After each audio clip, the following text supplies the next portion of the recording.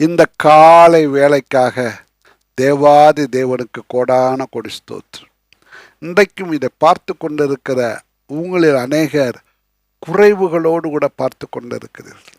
என்னுடைய குறைவு நிறைவாகுமா, என் கடன் தீருமா, என்னுடைய வியாதி தீருமா என்று கலங்கி போய் இதை பார்த்து கொண்டிருக்கிறீர்கள். எனக்கு திருமணம் நடக்குமா, நடக்காதா, நான் ஏழ்மையான குடும்பத்தில் பிறந்திருக்கிறேனே, என்னை யார் திருமணம் செய்து கொள்வார் என்று ஒருவேளை நினைக்கலாம்.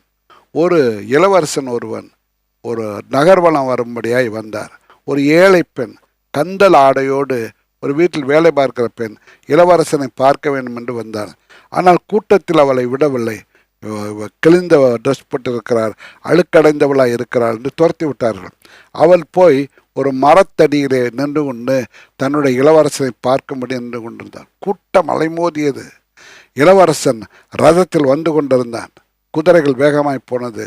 அப்பொழுது அந்த இளவரசன் திடீரென்று நிறுத்தி அந்த மரத்தடியில் நின்று கொண்டிருந்த அந்த வாலிப மகளை உற்று நோக்கினான். அவள் ஏழை மகள் என்று அவன் பார்க்கவில்லை. அவளை அழைத்தான். அழைத்து வந்து அவளை பார்த்த பொழுது இவன் உள்ள மனதுருகியது. உடனே அவனுடைய உள்ளம் சொன்னது, இவள்தான் உனக்கு இளவரசி என்று.